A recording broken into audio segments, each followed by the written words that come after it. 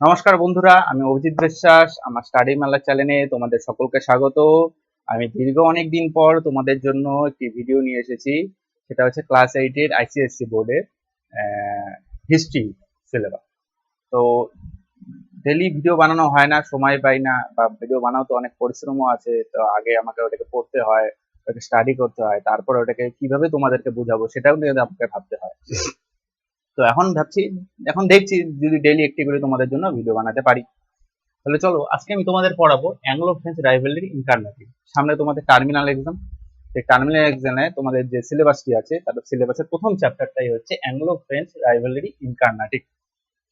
তো এখানে Anglo French rivalry in Carnatic, তার কথাটার অর্থ কি?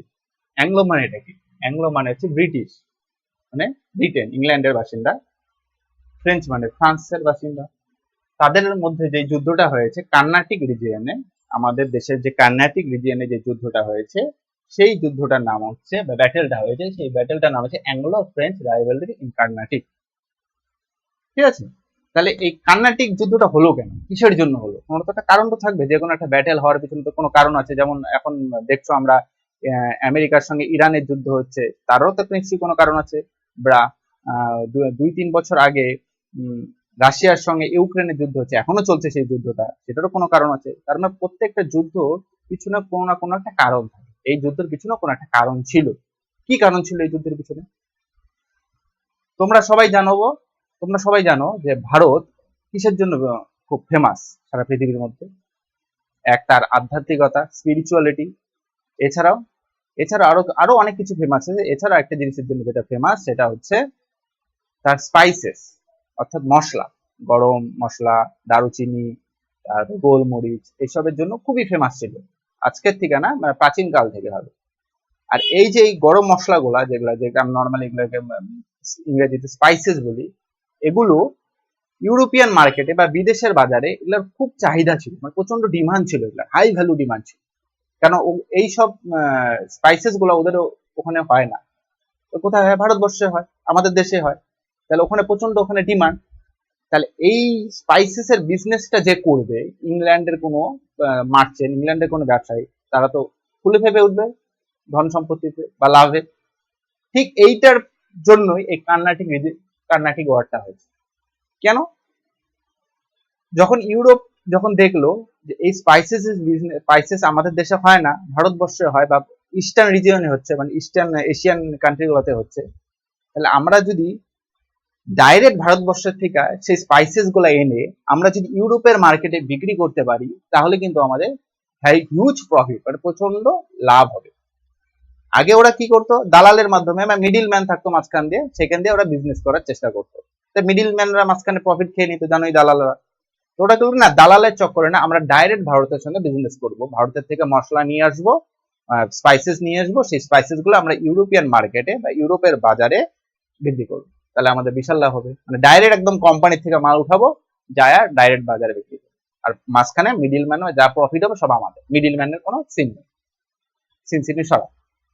এইটার জন্যই শুরু হয়ে গেল পুরো ইউরোপের যেই দেশগুলো আছে, তাদের একে অপরের মধ্যে রেষারেষি, অর্থাৎ কম্পিটিশন, কে আগে ভারত পৌঁছে দেবে। কিন্তু তৎকালীন সময় জানো তোমরা সবাই যে কেউ জিপিএস সিস্টেম ছিল না, না মোবাইল ছিল না, ইন্টারনেট ছিল, কিছু ছিল না।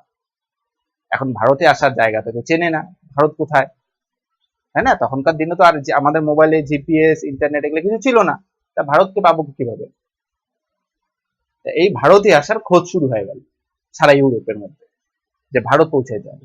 এক একজন খোঁজ শুরু করে, কলম্বাস খুঁজতে শুরু করলো। নানা রকম শিপ, মানে অর্থাৎ জাহাজে করে এক একজন খুঁজতে বেরিয়ে পড়লো ভারতকে খুঁজতে, কেন ডাইরেক্ট স্পাইসেস এর বিজনেস করবে। এরকম খুঁজতে খুঁজতে খুঁজতে খুঁজতে প্রথম এক ব্যক্তি ভারতের জলপথের রাস্তা খুঁজে বের করলো, অর্থাৎ সমুদ্র দিয়ে। কে সেই ব্যক্তিটার নাম? Vasco da Gama. Vasco da Gama নামে এক নাবিক, অর্থাৎ যে জাহাজ চালক, সে ভারতের জন্য রাস্তা খুঁজে পেল, ভারতে এসে পৌঁছালো সমুদ্র পথ দিয়ে। তার আগে কিন্তু ভারতে কেউ সমুদ্রের পথ দিয়ে আসতে পারেনি, সবাই ল্যান্ড এরিয়া দিয়ে এসেছে। কিন্তু এবার ও সি এরিয়া দিয়ে আসতে শুরু করলো, সি এরিয়া দিয়ে। এখন তোমাদের মধ্যে প্রশ্ন আসতে পারে, তাহলে স্যার ল্যান্ড এরিয়া দিয়ে যখন আসতো, তাহলে ল্যান্ড এরিয়া দিয়ে আসতো, আবার সি রুট খোঁজার কি দরকার ছিল?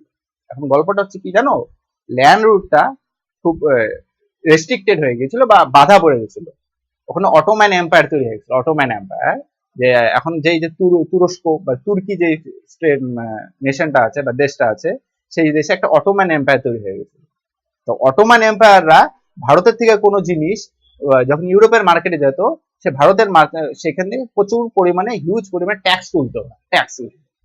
তাহলে কি হতো, যে জিনিস ট্যাক্স দিত সেই জিনিসটা দাম বেড়ে যেত। ধরো কোনো একটা জিনিস 100 টাকায় ভারতের থেকে মশলাটা কিনলো, তারপরে যখন ওটা ইউরোপের মার্কেটে যাবে, তা কার হয়ে মার্কেটে যাচ্ছে? সে অটোম্যান, মানে তুরস্ক, সেই তুরস্ক হয়ে যাচ্ছে সেই দেশটা। সেই তুরস্কের মধ্যে ওর চেক পয়েন্ট পড়লো, সেখন তুরস্কের যে অটোম্যান এম্পায়ারের ছিল, তারা বললো যে বেশি পরিমাণে টাকা দিতে হবে। তাহলে যেই জিনিসটার দাম 100 টাকা, সেখানে হয়তো ট্যাক্স লাগায় দিল আরো 100 টাকা, তাহলে কত হয়ে গেলো? 200 টাকা। তারপরে ইউরোপের মার্কেটে যেত, তারপরে ইউরোপের মার্চেন্ট যারা মিডিল ম্যান ছিল, তারাও তো লাভ পেত। তাহলে কি হতো, ওই জিনিসটা ওখানে প্রচুর পরিমাণে দাম বেড়ে যেত। আর ওই জন্য ওরা এই যে অটোম্যান এম্পায়ার বা তুরস্কের যে এম্পায়ারটা ছিল, ওটাকে ওরা ওভারটেক করতে যাচ্ছিল, অর্থাৎ ঘোড়া ডিঙে ঘাস খাওয়া। এটার জন্যই তো, যেহেতু দেখলো ওরা ওখানে অটোম্যান এম্পায়ার তৈরি হয়ে গেছে, ভারতে যাওয়ার আর ল্যান্ড রুট দেওয়ার কোনো রাস্তা নেই, তখন ওরা ভাবলো না সি রুট দিয়ে বার করি রাস্তাটা, যদি সি রুট দিয়ে বার হয়ে যায়। এরকম খোঁজ হতে হতে হতে প্রথমে যখন খুঁজে বের করলো, সেই ব্যক্তিটার নাম ভাস্কো ডাগামা। প্রথম ভাস্কো ডাগামা ইন্ডিয়ার সঙ্গে ইউরোপের সি রুট ডিসকভার করলো বা আবিষ্কার করলো। কত সালে আবিষ্কার করলো? 1498। 1498-এ ইন্ডিয়ার সঙ্গে সি রুট আবিষ্কার করে ফেললো। কোথায় আসলো ভাস্কো ডাগামা? প্রথম কালিকট বন্দর, কালিকট ফোর্ট। সেই কালিকট ফোর্ট মানে কেরলে একটা জায়গা ছিল, কেরলে একটা জায়গা কালিকট, সেই কালিকট বন্দরে এসে ভাস্কো ডাগামা এসে উপস্থিত জাহাজ, প্রথম সি রুট বার করলো। ব্যাস, এখন হইচই পড়ে গেল ইউরোপের মার্কেটে। আরে কি ব্যাপার, কি ব্যাপার, ভাস্কো ডাগামা খুঁজে বের করে ফেলেছে ইন্ডিয়ার সঙ্গে সি রুট, ইউরোপের সঙ্গে ইন্ডিয়ার সি রুট খুঁজে বের করছে। ব্যাস, এইবার তো লেগে গেল, যে তো রাস্তা খুঁজে পেয়ে গেছি এবার ভারতের। এইবার ভারতের সঙ্গে আমরা সবাই ডাইরেক্ট ডিল করব, বিজনেস। তারপরে ইউরোপের যত দেশগুলো আছে, অ্যাম্বিশাস যে কান্ট্রিগুলো, প্রত্যেকটা দেশ কম্পিটিশন শুরু করে দিল। এবার আমরাও তাহলে ওই রাস্তা দিয়ে যাবো। কোন কোন দেশ গেল দেখো, পর্তুগিজ, ডাচ, ফ্রেঞ্চ, ব্রিটিশ, এরা একে একে সবাই আসতে শুরু করে দিল। ভাস্কো ডাগামা প্রথমে পর্তুগিজ ছিল, পর্তুগিজ আসলো, তারপর ডাচ আসলো, তারপর ফ্রেঞ্চ আসলো, তারপর ব্রিটিশ আসলো। প্রত্যেকজনে কম্পিটিশন শুরু করে দিল, ডাইরেক্ট বিজনেস। ভালো একটা ভারতের থেকে স্পাইস নিয়ে আসবো, আমরা দেশে এসে ডাইরেক্ট এসে বিক্রি করবো, ভালো প্রফিট। ভাস্কো ডাগামা খুঁজে বের করেছে, ভালো কথা। ভাস্কো ডাগামা এর জন্য কংগ্রাচুলেশন বা থ্যাংক ইউ, থ্যাংক ইউ বলে দাও। সবাই coming to India, Portuguese, Dutch, French, British একে একে সবাই আসতে শুরু করলো ভারতে। কিভাবে ভারতে আসলো? কিন্তু এরা তো সবাই একে অপরের রাইভালরি, কেউ কাউকে দেখতে পারে না, বিজনেসও হয় না। ধর পাশাপাশি যদি 4-5টা একই দোকান থাকে, ধরো 4-5টা মুদিখানার দোকান থাকে, দেখবে প্রত্যেকটা দোকানের সঙ্গে প্রত্যেকটা দোকানের রাইভালরি আছে। রাইভালরি মানে রেষারেষি, যে ওর দোকানে বেশি কাস্টমার, আমার দোকানে নেই, আমার দোকানে বেশি কাস্টমার, ওর দোকানে নেই, এরকম একটা রাইভালরি। ঠিক সেম এদেরও একে অপরের মধ্যে পর্তুগিজ, ডাচ, ফ্রেঞ্চ রাইভাল একে অপরের মধ্যে শত্রুতা আছে। মানে কে কত বেশি প্রফিট করতে পারে, বা কে ভারতের বিজনেসের উপরে মনোপলি মানে একচেটিয়া অধিকার করতে পারে। একদম প্রত্যেকটা ব্রিটিশ, ফ্রেঞ্চ, ডাচ, একদম প্রত্যেকজনের মধ্যে রাইভালরি, যুদ্ধ করেটা কি। প্লাস এই যুদ্ধেরই ফল ছিল অ্যাংলো ফ্রেঞ্চ রাইভালরি। এই যুদ্ধেরই ফল কি হলো, কনস্ট্যান্ট স্ট্রাগল হতে শুরু করলো একে এই সব শক্তিগুলোর মধ্যে। Portuguese, Dutch, French, British constant struggle, সমানে যুদ্ধ হতেছে। কে মানে ভারতের ট্রেডিং এর উপর বা ভারতের ব্যবসার উপর মনোপলি নিতে পারে, ট্রেডিং রাইট নিতে পারে। কনস্ট্যান্ট স্ট্রাগল হতে শুরু হলো এবং gain monopoly trading right in India. সবাই চাচ্ছিল মনোপলি চাই, ভারতবর্ষের বিজনেসের উপরে আমার মনোপলি চাই। মনোপলি মানে একচেটিয়া। একচেটিয়া কথার অর্থটা যদি তোমাদের আরো তো ক্লিন ভাবে বলি, ধরো আমার পাড়ায় একটা আমি দোকান দিয়েছি, মুদিখানার দোকান দিয়েছি, আমার পাড়ায় আমি আর কাউকে মুদিখানার দোকান করতে দিব না, এটাকে বলে মনোপলি। তার কারণটা কি, তাহলে আমার পাড়ায় যত লোক আছে সবাই আমার দোকান থেকেই মাল কিনবে, আমারই প্রফিট হবে। এখন যদি আরো আমার দেখা দেখি আর 2-3টা দোকান হয়ে যায়, তাহলে কি কাস্টমার ওই দোকানে যাবে, তাহলে আমার যে কাস্টমার বেসটা ছিল ওটা কমে গেল না। ওটা কি বলে মনোপলি, মানে আমার জায়গায় বা আমি এই রিজিয়নে আমি একাই ব্যবসা করবো, আমি আর কাউকে ব্যবসা করতে দিব না, এটাকে ইংরেজিতে বলা হয় মনোপলি। তাহলে এরাও প্রত্যেকে ভারতের বিজনেসের উপর মনোপলির জন্য পুরা রাইভালরি মানে যুদ্ধ শুরু করবে। এখন স্ট্রংগেস্ট কম্পিটিটর, তো যুদ্ধ হচ্ছে, জানো যুদ্ধে একটা পার্টি জিতবে, একটা পার্টি হারবে, সেম তাই হলো। সব পার্টি এই পার্টি হেরে গেল, এই পার্টি হেরে গেল, বাকি রইল শুধু ফ্রেঞ্চ পার্টি আর ব্রিটিশ পার্টি। ব্যাস, কি বললো তখন, strongest competitor English and French, এরা দুইজনই স্ট্রংগেস্ট কম্পিটিটর হয়ে থেকে গেল আলটিমেট, অর্থাৎ ফাইনালে খেলবে, আর বাকি সব সেমিফাইনাল কোয়ার্টার ফাইনালে আউট হয়ে গেছে। কে থাকলো ফাইনালে? English east India company and French East India company. এবার ফাইনালে এদের সঙ্গে খেলা হবে। এইবার যে যুদ্ধটা হবে, এই যুদ্ধটা হচ্ছে এই ইংলিশ ফ্রেঞ্চের সঙ্গে, ইংলিশ ফ্রেঞ্চ ইন্ডিয়া কোম্পানির সঙ্গে তোমার ইংলিশ ইস্ট ইন্ডিয়া কোম্পানির সঙ্গে ফ্রেঞ্চ ইস্ট ইন্ডিয়া কোম্পানির এবার যুদ্ধ হবে। এই যে ইংলিশ ইস্ট ইন্ডিয়া কোম্পানির সঙ্গে ফ্রেঞ্চ ইস্ট ইন্ডিয়া কোম্পানির যে যুদ্ধটা, সেই যুদ্ধটার নাম হচ্ছে Anglo French rivalry in Carnatic, অর্থাৎ কার্নাটিক ওয়ার্স। বুঝতে পারছো? এই যুদ্ধটা একটা যুদ্ধ হয়নি, পরপর 3টা যুদ্ধ হয়েছে নির্দিষ্ট টাইমে। এই যে সিরিজ অফ ওয়ার হয়েছে, এই সিরিজ অফ ওয়ারটাকেই হিস্টোরিয়ানসরা বলছে কার্নাটিক ওয়ার। কার্নাট রিজিয়নে যেহেতু যুদ্ধটা হয়েছে, তার নাম কার্নাটিক ওয়ার। তা যুদ্ধ হলো, তাহলে লাস্ট অব্দি এই দুজন টিকে থাকলো ফাইনালে খেলার জন্য। এবার এই লুক্রেটিভ ট্রেডিং, মানে এই দুইজন লাস্ট লুক্রেটিভ, ভারতের মধ্যে এই যে লোভনীয় যে বিজনেস, এই লোভনীয় বিজনেসে মনোপলি পাইতে হবে। এরা দুজন স্ট্রংগেস্ট ছিল, লাস্ট অব্দি এরা টিকে থাকলো। এরা দুজন এখন যুদ্ধ করবে ফাইনালে কে যেতে। কার্নাটিক ওয়ারটা কি ছিল, যেটা তোমাকে বললাম, ফ্রেঞ্চ এন্ড ব্রিটিশদের মধ্যে সিরিজ অফ ওয়ার। সিরিজ মানে একটা যুদ্ধ হয়নি কিন্তু, পরপর 2-3টা যুদ্ধ হয়েছে। এই যে সিরিজ অফ ওয়ারটা হয়েছে, এটা কি বলছে? কার্নাটিক ওয়ার। এবার কার্নাট রিজিয়নটা কোথায়?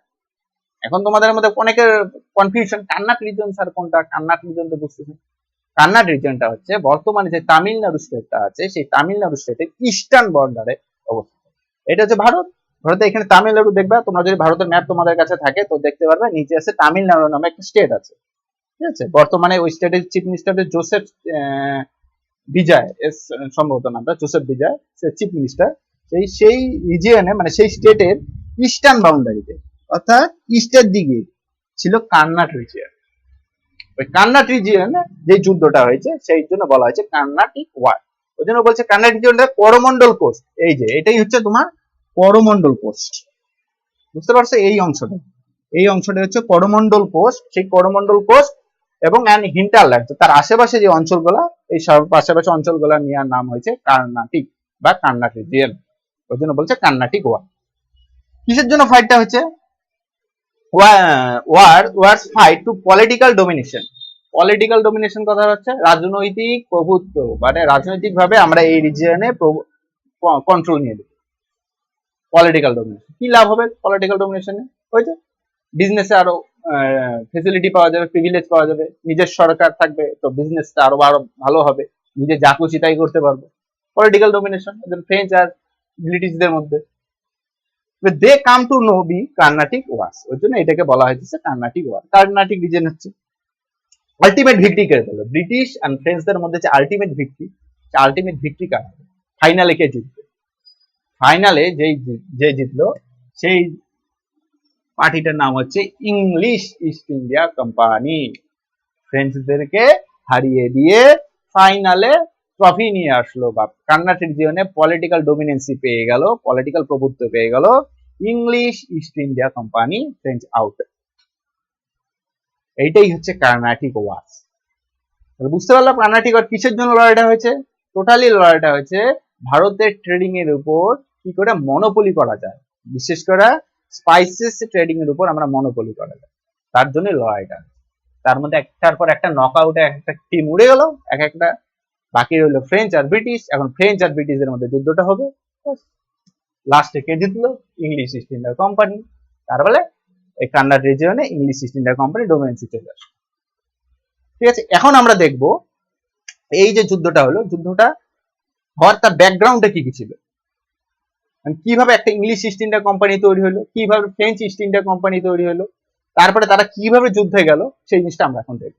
ঠিক আছে, এবার আমরা দেখব কিভাবে ইস্ট ইন্ডিয়া কোম্পানি ফরমেশন হলো, আবার কিভাবে তৈরি হলো, এবং কি করে ওরা ফ্রেঞ্চ ইস্ট ইন্ডিয়া কোম্পানি তৈরি হলো। আমরা এখন দেখব ইস্ট ইন্ডিয়া কোম্পানি কি করে তৈরি হলো। English formation of east India company, তাদের মধ্যে দেখবো ইংলিশ ইস্ট ইন্ডিয়া কোম্পানি। মানে ইস্ট ইন্ডিয়া কোম্পানি মানে শুধু কিন্তু ইস্ট ইন্ডিয়া কোম্পানি মানে ব্রিটিশ ইস্ট ইন্ডিয়া কোম্পানিকে বোঝায় না। ফ্রেঞ্চ ইস্ট ইন্ডিয়া, ফ্রেঞ্চেরও যে কোম্পানিটা ছিল ওটারও নাম ছিল ফ্রেঞ্চ ইস্ট ইন্ডিয়া কোম্পানি। অর্থাৎ সামনে শুধু দেশের নামটা লাগিয়ে দাও, বাকিটা ইস্ট ইন্ডিয়া কোম্পানি। ফ্রেঞ্চের ক্ষেত্রেও যা, ব্রিটিশের ক্ষেত্রেও তা। এখন আমরা ব্রিটিশটা দেখবো। ব্রিটিশটা কি? English east India company. ঠিক আছে। তো ব্রিটিশ ইস্ট ইন্ডিয়া কোম্পানি বা ইংলিশ ইস্ট ইন্ডিয়া কোম্পানি, একটা কোম্পানি তো ফর্ম করতে হবে। আমরা ভারতে গিয়ে ব্যবসা করব, ব্যবসা করার জন্য তো আমাকে একটা ট্রেডিং লাইসেন্স লাগে বর্তমান সময়, তাই না? তো একটা ভারতের মতো এত বড় দেশে গিয়ে ব্যবসা করবো, তার জন্য তো আমাকে একটা কোম্পানি ফর্ম করতে হবে। এমনি এমনি তো যাওয়া যাবে না, অ্যাজ এ ইন্ডিভিজুয়াল গিয়ে তো ভারতের মধ্যে ব্যবসা করতে পারবো না, একটা কোম্পানি ফর্ম করতে হবে। তাহলে সেই কোম্পানি ফর্ম করা হলো। কত সালে ফর্ম করা হলো? 1600 খ্রিস্টাব্দে। প্রাইভেট মার্চেন্টস মানে অনেকগুলা ব্যবসায়ী, ব্যক্তিগত ব্যবসায়ী, তারা একসঙ্গে একটা জায়গায় আসলো, আইসা একটা কোম্পানি তৈরি করলো, ইংলিশ ইস্ট ইন্ডিয়া কোম্পানি। কত খ্রিস্টাব্দে? 1600 খ্রিস্টাব্দে। 1600 east India company, English east India company form করে ফেললো। আমাদের ফর্ম তো হয়ে গেল, কিন্তু কোম্পানি তৈরি করতে গেলে তো যেই দেশে আমি একটা কোম্পানি তৈরি করব বা যেই দেশ থেকে গিয়ে আরেক অন্য দেশে ব্যবসা করব, সেই দেশের যে প্রধান থাকবে, সরকার থাকবে, তার থেকে তো আমাকে লাইসেন্স নিতে হবে। উদাও একটা কোম্পানি তৈরি করে গিয়ে আমি কি আমেরিকায় গিয়ে বিজনেস করতে পারবো? উদাও আমি একটা কোম্পানি তৈরি করে গিয়ে কি কাউকে না বলে বা ভারত সরকার থেকে পারমিশন না গিয়ে আমি কি ব্রিটেন, জার্মানি থেকে বিজনেস করতে পারবো? পারবো না। তাহলে যেই দেশে যাব সেই দেশেরও যেমন পারমিশন নিতে হবে, আর যেই দেশে আমি তৈরি করব আমার কোম্পানিটা, সেই দেশেরও তো পারমিশন নিতে হবে, তাই না? যেমন জিও বলো, তারপরে তোমার টাটা বলো, এরা সবাই কি রেজিস্টার্ড, তাই না? কোম্পানি রেজিস্টার্ড আছে। তেমনি রেজিস্ট্রেশনটা কে দিবে তাকে? তাহলে কে দিল তাকে কোম্পানি রেজিস্ট্রেশনটা? অর্থাৎ British east India company, English east India কোম্পানিকে চার্টার মানে লাইসেন্সটা কে দিল? ট্রেডিং লাইসেন্স ইনি queen Elizabeth first. Queen Elizabeth first প্রথম ইস্ট ইন্ডিয়া মানে এই যে প্রাইভেট মার্চেন্টসদের যারা ইস্ট ইন্ডিয়া কোম্পানি তৈরি করলো, তাদেরকে লাইসেন্স দিল, যে গ্রান্টেড চার্টার, মানে চার্টার কথার অর্থ হচ্ছে লাইসেন্স। ঠিক আছে, তাদেরকে প্রথম লাইসেন্সটা দিল, যা তোরা ভারতে গিয়া বা পূর্ব অংশকে, ইস্টার্ন পোর্শনে গিয়া তোরা বিজনেস করতে পারো। চার্টার কথার হচ্ছে granted them right trade exclusively with east. Granted them right মানে তাদেরকে একটা রাইট দেওয়া হচ্ছে, অধিকার দেওয়া হচ্ছে বিজনেস করার জন্য, যেটা এক্সক্লুসিভলি উইথ ইস্ট। এক্সক্লুসিভলি মানে শুধুমাত্র ইস্ট ইন্ডিয়া কোম্পানিকে দেওয়া হয়। এক্সক্লুসিভলি মানে অর্থাৎ হচ্ছে শুধুমাত্র ইস্ট ইন্ডিয়া কোম্পানিকে দেওয়া হয়েছিল। ব্রিটেনও তো এর মতো আরো অনেক কোম্পানি আছে, কিন্তু তাদেরকে দেয়নি, শুধু ইস্ট ইন্ডিয়া কোম্পানিকে দিয়েছে। ওই জন্য এখানে বলা হয়েছে এক্সক্লুসিভলি উইথ ইস্ট। পূর্বে দিকে গিয়ে ব্যবসা করার জন্য রানী কুইন এলিজাবেথ ফার্স্ট প্রথম ব্রিটিশ ইস্ট ইন্ডিয়া কোম্পানিকে একটি লাইসেন্স বা চার্টার প্রদান করলো বা চার্টার দিল, যা তোরা পূর্বে গিয়ে ব্যবসা বাণিজ্য কর। মাওটামা পকেটে ঢোকা, আমাকে উঠছে দিস দিল। তাহলে কোম্পানি, এবার কোম্পানি তো তৈরি করলাম, তা কোম্পানির কাজটা কি হবে? কোন পারপাসে কোম্পানির কাজ কি? বিজনেস করা, স্বাভাবিক। আমরা একটা থেকে মাল কিনবো, একটা থেকে বিক্রি করবো, সেম কাজ। কি করলো? ব্রড গুডস ফ্রম ইস্ট, মানে পূর্বের থেকে আমরা মাল কিনবো, অর্থাৎ পূর্বে মানে ভারতের থেকে আমরা স্পাইসেস গুলা কিনবো, ক্রয় করব, মশলা ক্রয় করব। তারপর এটা কি করব? সোল্ড দেম ইউরোপিয়ান মার্কেট, সেগুলা গিয়ে ইউরোপিয়ান মার্কেটে বিক্রি করব। বুঝতে পারছো বিষয়টা কি? মানে একটা জায়গা থেকে এই যে আমি এই পেনটা কিনলাম, ধরো আমি ডান হাতের থেকে আমি পেনটা কিনলাম, বা হাতে গিয়ে বা কাছে গিয়ে বিক্রি করলাম। অর্থাৎ ভারতের থেকে মশলা কিনবো, ভারতের থেকে স্পাইসেস কিনবো, আর ইউরোপের মার্কেটে গিয়ে সেই স্পাইসেস বিক্রি করবো, আর মাঝখানে আমাদের প্রফিট। ভারতের থেকে ধরো 100 টাকায় আমি একটা মশলা কিনলাম, আর সেটা ইউরোপিয়ান মার্কেটে গিয়ে আমি 400 টাকা বিক্রি করলাম, মাঝখানে 300 টাকা আমার প্রফিট। সেটাই ইস্ট ইন্ডিয়া কোম্পানি তাই কাজ। কি ছিল? প্রথম কাজ হচ্ছে ব্রড গুডস ফ্রম ইস্ট, ইস্টের থেকে আমরা গুডস ক্রয় করব, আর সোল্ড দেম ইউরোপিয়ান মার্কেটে গিয়ে সেটা বিক্রি করবো। বুঝতে পারছো? কিন্তু সমস্যা হচ্ছে এই যে ইস্ট ইন্ডিয়া কোম্পানিকে যে তৈরি হলো, ইস্ট ইন্ডিয়া কোম্পানি আর কি কি কাজ ছিল? আমরা কোম্পানি মানে কি বুঝি? ম্যানুফ্যাকচারিং গুড, সেই কোম্পানির ভিতরে কোনো না কোনো পণ্য তৈরি হবে। ইস্ট ইন্ডিয়া কোম্পানি কি তাই ছিল যে কোনো না কোনো পণ্য ওখানে তৈরি হতো? না, ইস্ট ইন্ডিয়া কোম্পানি ছিল একটা ওয়্যার হাউস, মানে তখন ওয়্যার হাউস হয় না, গুদাম ঘর, যে আমরা ওখানে কোনো কিছু মাল ক্রয় করি, সেই মালটা গিয়ে আমরা ওখানে গিয়ে রাখি, তারপরে একটা নির্দিষ্ট সময় মালটাকে বিক্রি করি বাজারে, যখন মালটার বাজারে ডিমান্ড হবে, অর্থাৎ মালটার দাম বাড়ে যায়। এটাই তো ওয়্যার হাউসের কাজ, তাই activity of the company. Company activity কি ছিল? Warehouse of the store and the goods, মানে যা মশলাপাতি কিনতো, মানে যা যেসব জিনিসগুলো ক্রয় করতো, সেটা ওদের ওয়্যার হাউস অর্থাৎ ইস্ট ইন্ডিয়া কোম্পানিতে স্টক রাখতো। এটা ছিল একটা গুদাম ঘর। এছাড়া কি করতো? Residential quarters for their employees, যারা যারা ইস্ট ইন্ডিয়া কোম্পানিতে কাজ করতো, কর্মচারী যারা ছিল, ঠিক আছে, ক্লার্ক এক্স ওয়াই যারা ছিল, তাদের তো থাকার ব্যবস্থা দিতে হবে। যেমন সরকারি কর্মচারীদের কোয়ার্টার থাকে না, ওরকম ব্যাপার, কোয়ার্টার ছিল, মানে তাদের যাতে থাকতে পারে, মানে থাকতে যদি না দেয় তাহলে আর বিজনেস করবে কি করে, মানুষই তো বিজনেস করবে। তাহলে রেসিডেন্সিয়াল কোয়ার্টার ছিল এমপ্লয়িজদের। প্লাস কি ছিল, অফিস কেপ রেকর্ড, মানে যা যা মালপত্র আসতেছে তার একটা তো হিসাব নথি রাখতে হবে, না তো কর্মচারীরা সব মেরে ঠেরে শেষ করে দিবে। তো একটা রেকর্ড রাখা হয়, হিসাবপত্র, এগুলা হচ্ছে ইস্ট ইন্ডিয়া কোম্পানিতে রাখা হয়। একটা ওয়্যার হাউস, রেসিডেন্সিয়াল কোয়ার্টার্স এমপ্লয়িজের জন্য, প্লাস কিপ রেকর্ড, ওখানে কত মাল কিনলাম, কত মাল বিক্রি করলাম, বা কত মাল যাচ্ছে বিভিন্ন মার্কেটে, সেটার উপর একটা রেকর্ড রাখা হয়। কিন্তু ওই দেখো একটা জিনিস বলছে, could not manufacture any goods, এখানে কোনো কিছু ম্যানুফ্যাকচার হতো না, কোনো গুডস ম্যানুফ্যাকচার হতো না, অর্থাৎ কোনো কিছু তৈরি হতো না। যা মাল ভারতের থেকে কিনতেছি ওটাকে ওখানে স্টক করতেছি, আবার কিছুদিন পর ওটা ইউরোপিয়ান মার্কেটে বিক্রি করতেছি, ওটা জাস্ট একটা স্টক বিজনেস বলতে পারো, east India company as a stock business.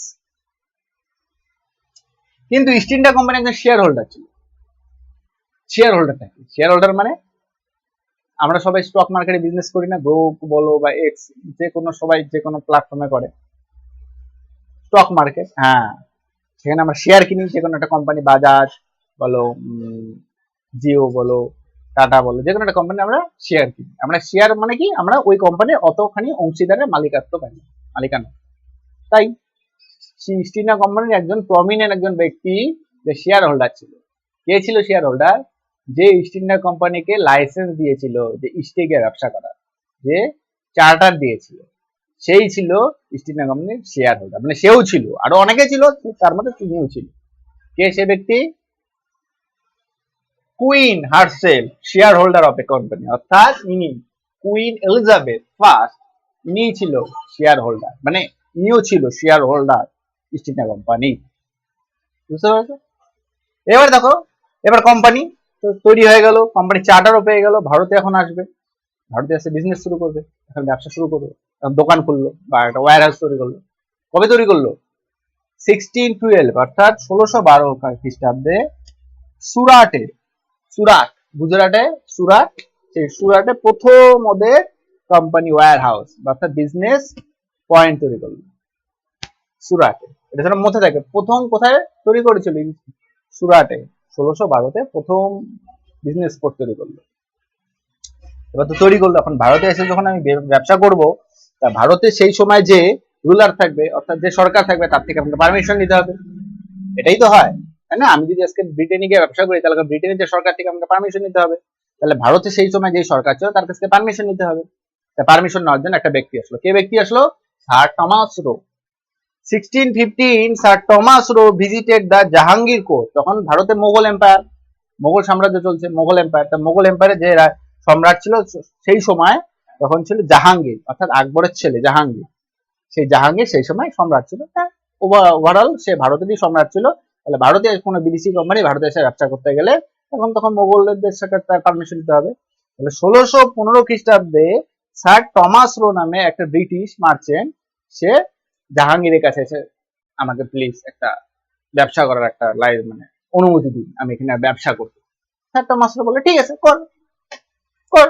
Granted many concession, এবং স্যার টমাস মানে জাহাঙ্গীর স্যার টমাস রোকে যা কর, বিজনেস তো করবি, কি করবি আর, জানে না বিজনেসটা প্রথমে, পরে আসবে আসল গল্প। যাই হোক, তখন তো আরো ঘটনা জানে না, আমরা ঘটনা হওয়ার পর বুঝতে পারি যে এই ঘটনা হয়ে গেল, তার আগে তো জানা যায় না। জাহাঙ্গীরও জানতে পারেনি, তো বিজনেস শুরু করলো। জাহাঙ্গীর অনেক কনসেশন দিয়ে দিল, হয় না, যে কোনো বিদেশি কোম্পানি যখন ভারতবর্ষে এখনো আছে, তখন দেখবো অনেক কনসেশন দেয়, কিছুদিন এমপ্লয়মেন্ট হবে, রোজগার হবে মানুষের, ওরকম। তো কনসেশন দিয়ে দিল। এইবার দেখো, তাহলে এই যে 1615 মধ্যে ওরা কনসেশন পাই গেল, ইস্ট ইন্ডিয়া কোম্পানি ভারতে বিজনেস করা। 1623 মানে 1623 খ্রিস্টাব্দের মধ্যে সে অনেক জায়গায় বিজনেস ওয়্যার হাউস তৈরি করে ফেলালো। কোন কোন জায়গায় বিজনেস ওয়্যার হাউস তৈরি করে ফেলালো? দেখো, সুরাট, ভরুচ, আহমেদাবাদ, আগ্রা, মুসলিমপট্টনম, এইসব জায়গায় বিজনেস পোর্ট ও রেডি করে ফেলালো। এত জায়গায় বিজনেস 1623 মধ্যে বিজনেস পোর্ট তৈরি করে ফেলালো। আর 1647 এর মধ্যে 23টা ফ্যাক্টরি, মানে 23 ফ্যাক্টরিজ সে তৈরি করে দিল। এস্টাবলিশ করে দিল। তাহলে দেখে এত প্রমিনেন্ট ওদের কি হয়ে গেলো, এত প্রমিনেন্ট হয়ে গেল, কনসেশন পাইছে, সরকার থেকে সুবিধা পাচ্ছে বা প্রিভিলেজ পাচ্ছে, ওরা সমানে ফ্যাক্টরি তৈরি করতেছে, এদিকেও লাভও হচ্ছে, না বিনা লাভ না হলে ফ্যাক্টরি কেন তৈরি করবে, লাভও হচ্ছে ওরকম ভাবে, তো ফ্যাক্টরি তৈরি করে দিল। তো ফ্যাক্টরি তো তৈরি করলাম, ফ্যাক্টরি তো একজন ম্যানেজার থাকবে, তাই না, নাহলে ফ্যাক্টরি পরিচালনা কে করবে, এত বড় একটা ফ্যাক্টরি তৈরি করবো, একটা ম্যানেজার থাকতে হবে না। ইস্ট ইন্ডিয়া কোম্পানিতে ম্যানেজার ছিল, কি ছিল manager? Each factory is under the command, কার কমান্ডে আন্ডার ছিল? দুইজন ব্যক্তি, একটা হচ্ছে মাস্টার মার্চেন্ট আর একটা হচ্ছে গভর্নর। মাস্টার মার্চেন্ট আর এটা হচ্ছে গভর্নর, এই দুইজনের আন্ডারে ফ্যাক্টরি অ্যাডমিনিস্ট্রেশন চলতো, মানে কি করে কি কখন কোন মাল আসবে, কখন কোন মাল যাবে, কখন কোন মাল ছাড়তে হবে, সেটা পুরাটা তার হাতে ছিল, মাস্টার মার্চেন্ট এন্ড গভর্নরের হাতে থাকতো। গভর্নর আর মাস্টার মার্চেন্ট এরা দুজন মিলেই ফ্যাক্টরি কাজকর্ম অর্থাৎ ওয়্যার হাউসে যে কাজকর্মগুলা সেটা এরাই দেখতো। তাহলে ক্লিয়ার, তাহলে এইটুক। এইবার আমরা দেখবো এই যে কি কি প্রিভিলেজ পেলো ইস্ট ইন্ডিয়া কোম্পানি মোগল এম্পায়ারদের থেকে, কি কি প্রিভিলেজ পেলো, এই বিষয়টা এখন আমরা দেখব। প্রিভিলেজ গুলোর মধ্যে কি কি পড়তেছে? প্রিভিলেজ কথার অর্থটা হচ্ছে যে সুযোগ সুবিধা। আমরা ব্যবসা করতে গেলাম, আমি যেই দেশে ব্যবসা করতে যাচ্ছি সেই দেশের সরকার আমাকে কি কি সুযোগ সুবিধা দিচ্ছে সেটাকে বলে প্রিভিলেজ, সুযোগ সুবিধা। প্রিভিলেজ যায় না, যে কোনো দেশে দেখবে, আমাদের দেশে এরকম স্পেশাল ইকোনমিক জোন তৈরি করা আছে, যেসব বিদেশি কোম্পানি আমাদের দেশে এসে ব্যবসা করবে তাদের জন্য যে ল্যান্ড থাকে, ল্যান্ডের দামটা অনেক কমায় যায়, মানে তারা যাতে বেশি বেশি পরিমাণে ল্যান্ডটাকে অ্যাকোয়ার করতে পারে, তারপরে সেই ল্যান্ডের উপর নিজের বিজনেস করতে পারে, এরকম প্রিভিলেজ। আরো অনেক প্রিভিলেজ আছে, এগুলোকে বলে প্রিভিলেজ, মানে কি কি সুযোগ সুবিধা পাইলো। তা ইস্ট ইন্ডিয়া কোম্পানি ব্যবসা করতে আসছে, লাইসেন্সও পেয়ে গেল রানী এলিজাবেথের কাছ থেকে, তারপরে ভারতেও লাইসেন্স পেয়ে গেল জাহাঙ্গীরের কাছ থেকে, তারপরে জাহাঙ্গীর তাকে কি কি প্রিভিলেজ গুলো দিল, মানে মোগল এম্পায়ার পরবর্তীকালে তাকে কি কি প্রিভিলেজ দেয়, জাহাঙ্গীর সেরকম কিছু প্রিভিলেজ এখন দেয়নি, জাহাঙ্গীর শুধু মানে অধিকার দিয়েছিল যা ব্যবসা করতে পারবি। তার পরবর্তী যে মোগল এম্পায়াররা ছিল তারা ইস্ট ইন্ডিয়া কোম্পানি কি কি প্রিভিলেজ গুলো দিল সেটার উপরে এখন আলোচনা করবো। প্রিভিলেজের মধ্যে দেখো 1691, এটা কোন সময়? ঔরঙ্গজেবের সময়। জাহাঙ্গীরের পর কে? তারপর ঔরঙ্গজেব, অর্থাৎ last powerful Mughal empire, must powerful Mughal empire যে ছিল সে ছিল ঔরঙ্গজেব। ঔরঙ্গজেবের পরবর্তীগুলো অনেক মোগল এম্পায়ার আসছিল, কিন্তু তারা ছিল দুর্বল, মানে তাদেরকে লেটার মোগল বলা হয়, তারা যেহেতু দুর্বল ছিল ওর জন্য পাওয়ারফুল লাস্ট মোগল এম্পায়ার ছিল ঔরঙ্গজেব। এটা হচ্ছে ঔরঙ্গজেবের সময়। ঔরঙ্গজেব কি ছিল? দ্য ব্রিটিশ গ্রান্টেড ফরম্যান বাই ঔরঙ্গজেব, ব্রিটিশরা ঔরঙ্গজেবের কাছ থেকে একটি ফরম্যান পেল, এই লাইনটা ভালো করে তোমরা মনে রাখবে, কি পেলো? একটা ফরম্যান পেলো, ফরম্যান। ব্রিটিশ ঔরঙ্গজেবের কাছ থেকে একটা ফরম্যান পেলো। কি ফরম্যান? ফরম্যানটার মধ্যে কি বলা আছে? এক্সাম্পটেড British east India company paying custom duty from Bengal, অর্থাৎ এখন থেকে ইংলিশ ইস্ট ইন্ডিয়া কোম্পানি বাংলার উপরে যেই সব ব্যবসা বাণিজ্য করবে তার উপরে তাকে আর কাস্টম ডিউটি দিতে হবে না। কাস্টম ডিউটি মানে বাইরে থেকে মাল আনতে, মানে বিদেশ থেকে যদি আমি ভারতবর্ষে কোনো মাল নিয়ে আসি তাহলে ভারত সরকারকে আমাকে একটা ট্যাক্স দিতে হয়, যে ট্যাক্সটা দিতে হয় সেটাকে বলে কাস্টম ট্যাক্স, ঠিক আছে? তো সেই ট্যাক্সটা এখন আর বা আমরা যদি কোনো মাল বিদেশের বাজারে বিক্রি করি তাকেও আমাকে একটা ট্যাক্স দিতে হয়, সেই ট্যাক্সটাকেও কাস্টম ট্যাক্স বলে, মানে কাস্টম বলে। তো ওইটার কি বলছে? এক্সাম্পটেড British east India company paying custom duty from Bengal, অর্থাৎ বাংলার উপর থেকে আর কোনো ব্রিটিশ ইস্ট ইন্ডিয়া কোম্পানিকে এম্পায়ারকে, মানে ব্রিটিশ ইন্ডিয়া কোম্পানি মোগল সাম্রাজ্য আর কোনো কাস্টম ডিউটি আর দিতে হবে না, তাকে ছাড় দিয়ে যাবে, যা তোমার ট্যাক্স ফ্রি হয়ে যাবে, তোমাকে কাস্টম ডিউটি তোমাকে ফ্রি করে দেবে। বাহ, ভালো লাভ, এমনি তো লাভ হচ্ছে, সমানে ফ্যাক্টরির পর ফ্যাক্টরি তৈরি করে যাচ্ছে, তার উপর আরো কনসেশন দেওয়া হলো, তাকে প্রিভিলেজ দেওয়া হলো যাতে ও আরো বড় হতে পারে। তাহলে বোঝো গোড়ায় গলতটা কোথায় ছিল? মোগলরাই ব্রিটিশদের রাস্তা করে দিয়েছিল ভারতের সাম্রাজ্য বিস্তারের জন্য। ব্রিটিশরা যখন ভারতে এসেছিল তখন কিন্তু মোগলরাই ছিল ভারতবর্ষের শাসন, আর মোগলরাই ভারতবর্ষ ব্রিটিশদেরকে রাস্তা করে দিল যে ভারতবর্ষ অধিকার করা। এটাই তো, এগুলা তো তারই প্রমাণ না? ঔরঙ্গজেব ফরমান দিয়ে দিল ব্রিটিশদেরকে, ব্রিটিশরা এখন আর বাংলার উপরে আর কোনো কাস্টম ডিউটি দিতে হবে না তাদের ব্যবসা করার জন্য। তারপর আরেকটা ফরমান দিল, কে দিল বলতো? 1717 কে দিল? ব্রিটিশ গ্রান্টেড ফরমান, আবার একটা ফরমান, কাকে দিল এবার দিল ফারুক শিয়ার। প্রথমে দিছিল ঔরঙ্গজেব, এবার দিল ফারুক শিয়ার। ফারুক শিয়ার একটা ফরমান দিয়ে দিল। এটা কি ফরমান?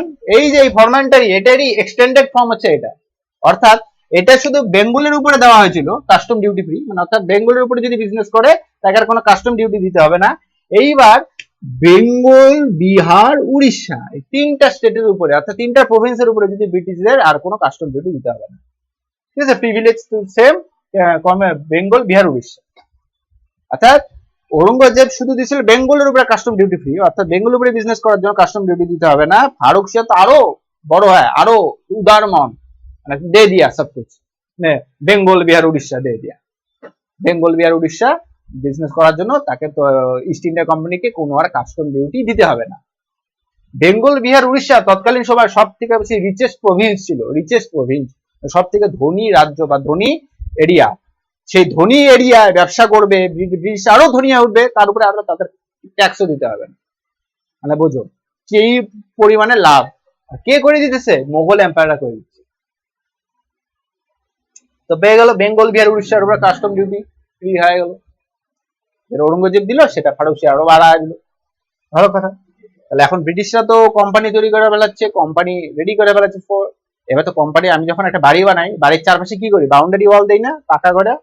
সে যার যেমন আর্থিক সামর্থ্যকে পাকা দেয়, কেউ টিনের বেড়া দেয়, সে যাই হোক দেয় তো, বাউন্ডারি ওয়াল দেয় তো, তাই করবে। এবার কোম্পানি বিজনেস তৈরি করছে, আশেপাশে যেন কোনো শত্রু বা রাইভাল ব্রিটিশদের সেই কোম্পানিকে কোনো ক্ষতিগ্রস্ত না করতে পারে, আক্রমণ না করে, যেন ক্ষতিগ্রস্ত না করে দেয়, তার জন্য কোম্পানি কি করে, যখন একটা বিজনেস পয়েন্ট তৈরি করে, বিজনেস পয়েন্টের চারপাশে একটা ফর্টিফাইড করে দেওয়া, অর্থাৎ বিশাল বিশাল বড় দেওয়াল, অর্থাৎ যেটাকে বাংলায় দুর্গ বলা হয়। দুর্গ দেখবো আগেকার দিনে রাজারা শত্রুর হাত থেকে, আক্রমণের হাত থেকে বাঁচার জন্য বিশাল বড় বড় চারপাশে বিশাল বড় বড় দেওয়াল তুলে দিত, ওটাকে বলে ফর্টিফাইড করা, দুর্গ তৈরি করে দেওয়া। ঠিক ব্রিটিশরাও তাই প্রত্যেকটা বিজনেস ট্রেডিং পয়েন্টকে এরকম ফর্টিফাইড করতো, যাতে বিদেশি বা ঘরে কোনো কেউ আক্রমণ করতে না পারে।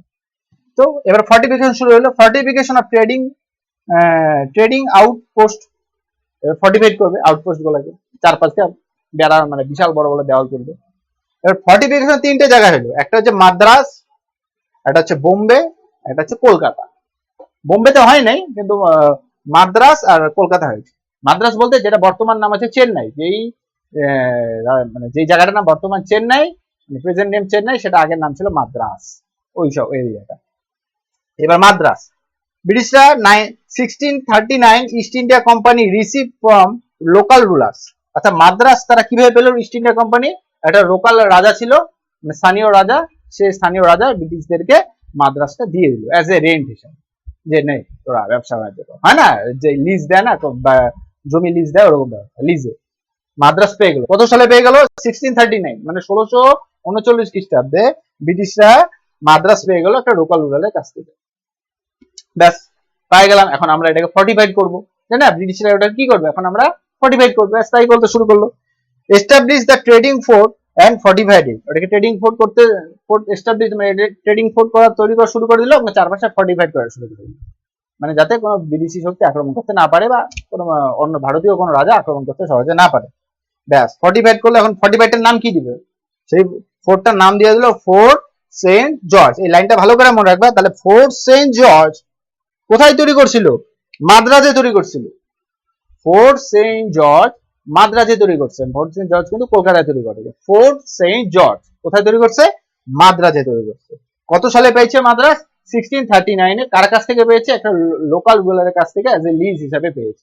তারপর ওরা ওটাকে ট্রেডিং ফোর্ট তৈরি করলো, প্লাস ওটাকে ফর্টিফাইড করে সেই ফর্টিফিকেশনটার নাম দিয়ে দিল ফোর্ট সেন্ট জর্জ। এবার দেখো কলকাতায় এরকম একটা ফোর্ট তৈরি করছিল 1619 এ। 1619 মানে 1690 খ্রিস্টাব্দে ব্রিটিশরা কলকাতাতে, আগের নাম ছিল ক্যালকাটা, এখন নাম হয়েছে কলকাতা, কিন্তু কলকাতার আগের নাম ছিল ক্যালকাটা। ক্যালকাটাতে এটা 1619 এ ফোর্ট তৈরি করলো। সেই ফোর্টটার নাম হলো ফোর্ট উইলিয়াম। এই দুইটা জিনিস খুব ভালো করে মাথায় রাখবা। ফোর্ট উইলিয়াম তৈরি করছে কলকাতায়, আর ফোর্ট সেন্ট জর্জ যেটা, সেটা তৈরি করছে মাদ্রাজে। সেটা 1639 সালে যখন মাদ্রাজকে লিজ হিসেবে পায়। ঠিক আছে, তাহলে ফোর্ট সেন্ট জর্জ হচ্ছে মাদ্রাজে, আর ফোর্ট উইলিয়াম হচ্ছে কলকাতায়। ফোর্ট উইলিয়াম হচ্ছে 1690, আর ফোর্ট সেন্ট জর্জ হচ্ছে 1639, মানে 1639। অর্থাৎ মাদ্রাজ, অর্থাৎ ফোর্ট সেন্ট জর্জ আগে হচ্ছে, অর্থাৎ মাদ্রাজ আগে হয়েছে, পরে হয়েছে কলকাতা। এইবার আছে বোম্বের বিষয় নিয়ে। বোম্বে কি করে ব্রিটিশদের হাতে গেল, বা বোম্বে কি করে ব্রিটিশদের ট্রেডিং ফোর্ট তৈরি হলো? কিং চার্লস টু ইংল্যান্ড, মানে ইংল্যান্ডের একটা রাজা ছিল কিং চার্লস দ্বিতীয়। সে বোম্বে পেয়েছিল দত্ত ডাউরি হিসাবে পণ। সে পর্তুগিজ একটা রাজকুমারী বা প্রিন্সেসকে বিবাহ করেছিল। সেই প্রিন্সেসকে বিবাহ করার সুবাদে পর্তুগিজ রাজা বা পর্তুগিজ যে সেই সময় রাজা ছিল, সে কিং চার্লস দ্বিতীয়কে বোম্বে যে আইল্যান্ডটা আছে, সেই আইল্যান্ডটা ডাউরি হিসাবে অর্থাৎ বিবাহের পণ হিসাবে কিং চার্লসকে দিয়েছিল। The King Charles England got Iceland of Bombay from Portuguese as dowry. Portuguese থেকে as dowry হিসেবে পেয়েছে। ডাউরি মানে পণ হিসেবে পেয়েছে। বিবাহ করার পর এখন তো নাই অতটা, বা কোনো কোনো জায়গায় হয়তো কোনো কোনো কমিউনিটির মধ্যে দেখা যায়। আগেকার দিনে খুব ছিল, মানে বিয়ে করার পর মেয়ের বাড়ি থেকে ছেলে বাড়িকে কিছু পণ দিত। ওই কিং চার্লস তাই পাইলো, পণ পাইলো। কি পাইলো পণ হিসাবে? বোম্বে আইসল্যান্ড পাইলো পণ হিসাবে। তা বোম্বে আইসল্যান্ড কিভাবে পেলো? বোম্বে আইসল্যান্ড ছিল পর্তুগিজের দখল করা আইসল্যান্ড, পর্তুগিজের ওটাকে দখল করে রেখেছিল। এখন পর্তুগিজের যে দখল করে, এখন পর্তুগিজ রাজকুমারীকে বিবাহ করেছে, পর্তুগিজ রাজা ওকে অ্যাজ এ পণ হিসেবে দিচ্ছে। এইবার কিং চার্লস কি করলো এটাকে? কিং চার্লস ওটাকে হি when he married the Portuguese princess 1688 মানে 1688 সালে রেন্টেড, কিং চার্লস ওটাকে রেন্ট দিয়ে দিল। কাকে রেন্ট দিয়ে দিল? ইস্ট ইন্ডিয়া কোম্পানিকে, অর্থাৎ ভাড়া দিয়ে দিল। কিং চার্লস যেটা পণ হিসাবে যে জায়গাটাকে পেলো, মানে বোম্বে যেটা বর্তমানে মুম্বাই, যে জায়গাটাকে পেলো, সেই জায়গাটা 1688 সালে মানে 1688 সে ইস্ট ইন্ডিয়া কোম্পানিকে রেন্টে দিয়ে দিল। যায় না, ভাড়া দিয়ে দিলাম। কত টাকা ভাড়া? কত ভাড়া দেখো, 10 পাউন্ড পার ইয়ার, মানে বছরে 10 পাউন্ড টাকা, মানে 10 পাউন্ড টাকা কিং চার্লসকে ইস্ট ইন্ডিয়া কোম্পানি দিবে। ক্লিয়ার? তাহলে কিভাবে বোম্বেটা ব্রিটিশদের হাতে গেল? বোম্বে ছিল প্রথমে পর্তুগিজের ওটাকে দখল করে রেখেছিল। তারপর যখন কিং চার্লস পর্তুগিজ রাজকন্যাকে বিবাহ করে, সে পর্তুগিজ রাজকন্যা সেই পণ হিসাবে, বিবাহ করা পণ হিসাবে সে বোম্বে পায়। তারপরে সেই বোম্বে কিং চার্লস 1688 সালে 1688 ইস্ট ইন্ডিয়া কোম্পানিকে 10 টাকা পার ইয়ার, মানে 10 পাউন্ড পার ইয়ারে রেন্টে দিয়ে দেয়। 10 পাউন্ড পার ইয়ার, মানে বছরে তাকে কিং চার্লসকে 10 পাউন্ড টাকা দিতে হবে। এবার most important trading settlement of the west coast. Bombay কি হয়ে গেল? ওয়েস্ট কোস্টে সব থেকে মোস্ট ইম্পর্টেন্ট ট্রেডিং সেটেলমেন্ট, মানে ভালো একটা ট্রেডিং সেটেলমেন্ট তৈরি হয়ে গেল ওয়েস্ট কোস্ট। তাহলে ক্লিয়ার? তাহলে তোমরা বুঝতে পারছো তিনটা ফর্টিফিকেশন হইলো, একটা হচ্ছে মাদ্রাজ, একটা হচ্ছে বোম্বে, একটা হচ্ছে কলকাতা। কলকাতায় যে ফর্টিফিকেশন হলো, ফর্টিফাইড হলো, সে ফর্টিফাইড নাম হলো ফোর্ট উইলিয়াম। মাদ্রাজে যেটা হলো সেটা হচ্ছে ফোর্ট সেন্ট জর্জ। আর বোম্বে তো পেলো যে বিবাহের পণ হিসাবে পেয়ে গেল, পর্তুগিজ রাজকন্যাকে, পর্তুগিজ প্রিন্সেসকে বিবাহ করলো, পণ হিসাবে ওটা পেয়ে গেল। তাহলে বুঝতে পারছো বিষয়টা? এইবার আমরা কি দেখবো? এইবার এই যে তৈরি হলো, এই তিনটা জিনিস তৈরি হয়ে গেল। যদি আমরা এটাকে এখন একটু মুছে দিলাম, এই জায়গাটা যদি একটু দেখো, এই জায়গাটা কি হয়ে গেল? এইবার তোর তিনটা জায়গা পেয়ে গেল একসাথে। একটা হচ্ছে তোমার বোম্বে, একটা হচ্ছে মাদ্রাস, আর এটা হচ্ছে ক্যালকাটা। তাই তো? এই তিনটা জায়গা পেয়ে গেল ব্রিটিশরা, একদম তিনটাই প্রমিনেন্ট ট্রেডিং ফোর্ট তৈরি করে ফেলে, খুব প্রডিং, যেটা বর্তমান সময়ে এই তিনটাকে আমরা কি বলি? Metro city. হ্যাঁ, কলকাতা, বোম্বে, মাদ্রাজ, আরো দিল্লিও আছে। দিল্লি তখন ছিল না, দিল্লি পরে হয়েছে। যাই হোক, এটা এই তিনটা বর্তমান সময় মেট্রো সিটি। এটা কিন্তু ইংরেজদের হাতে তৈরি। কলকাতা ইংরেজরা তৈরি করছে, মাদ্রাজ যেটা চেন্নাই সেটা ইংরেজরা তৈরি করছে, বোম্বে ইংরেজরাই তৈরি করছে। যাই হোক, তাই এই তিনটা জিনিস ইংরেজরা পেয়ে গেল। তিনটা জিনিস কি হয়ে গেল? এটা হেডকোয়ার্টার হয়ে গেল, ব্রিটিশদের বিজনেস হেডকোয়ার্টার হয়ে গেল, যেটাকে পরবর্তীকালে বলা হলো প্রেসিডেন্সিস।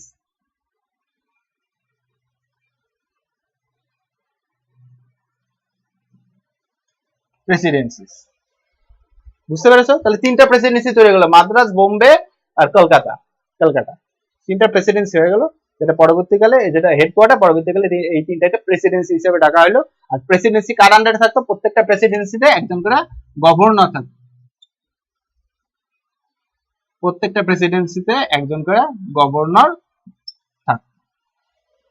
ঠিক আছে? মানে প্রেসিডেন্সির হেড গভর্নর, মানে প্রেসিডেন্সি যে তার হেড ছিল গভর্নর একজন। তাহলে তিনটা presidency, Bombay presidency, Madras presidency আর কলকাতা প্রেসিডেন্সি। ঠিক আছে? যেটা পরবর্তীকালে হেডকোয়ার্টার, পরবর্তী প্রেসিডেন্সি হয়ে যায়। আর তিনটা কিভাবে পেলো সেটা আমি তোমাকে ডিসকাস করলাম।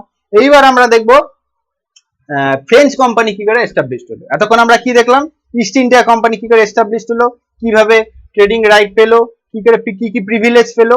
এইবার আমরা দেখবো ফ্রেঞ্চ ইস্ট ইন্ডিয়া কোম্পানি কি করে এস্টাবলিশ হলো। আর French East India Company establish হওয়ার পর তারপরে আমরা ডাইরেক্ট কার্নাটিক ওয়ারের বিষয়টাতে ঢুকবো। এবার ফ্রেঞ্চ ইস্ট ইন্ডিয়া কোম্পানি কি করে ফর্ম হলো, এটা খুবই ছোট, বেশি বড় না। ব্রিটিশ ইস্ট ইন্ডিয়া কোম্পানির মতো অতটা এক্সপ্লেন করে তোমাদের বলেনি, ছোট অল্প ছিল। ফ্রেঞ্চ ইস্ট ইন্ডিয়া কোম্পানি কত সালে এস্টাবলিশ হলো? 1664। ব্রিটিশ ইস্ট ইন্ডিয়া কোম্পানি কত সালে এস্টাবলিশ হয়েছে বলো তো? 1612। প্রথম সুরাটে এসে পোর্ট তৈরি করলো না?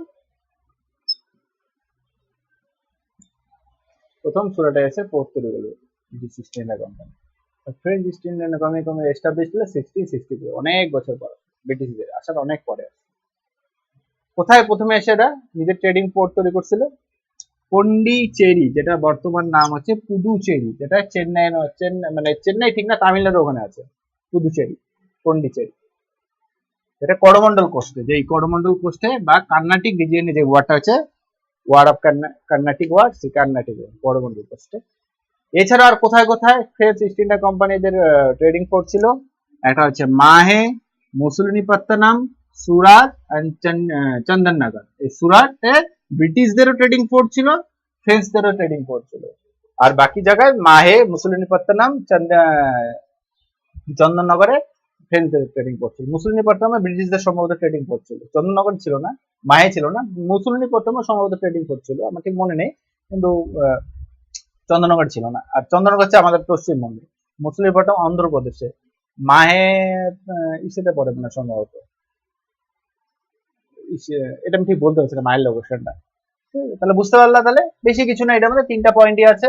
তৈরি হলো 1664-এ, প্রথমে এসে ওরা তৈরি করছে পন্ডিচেরিতে, যেটা বর্তমান করমন্ডল কোস্টে, পন্ডিচেরি পুদুচেরি বর্তমান নাম। এছাড়া ওদের আর কয়েকটা ট্রেডিং পোর্টের নাম আছে মাহে, মুসুলিনীপত্তনম, সুরাট, চন্দননগর। সুরাটটা গোল করে দিচ্ছি কারণ সুরাটটা ব্রিটিশদেরও ট্রেডিং পোর্ট ছিল ওখানে, আবার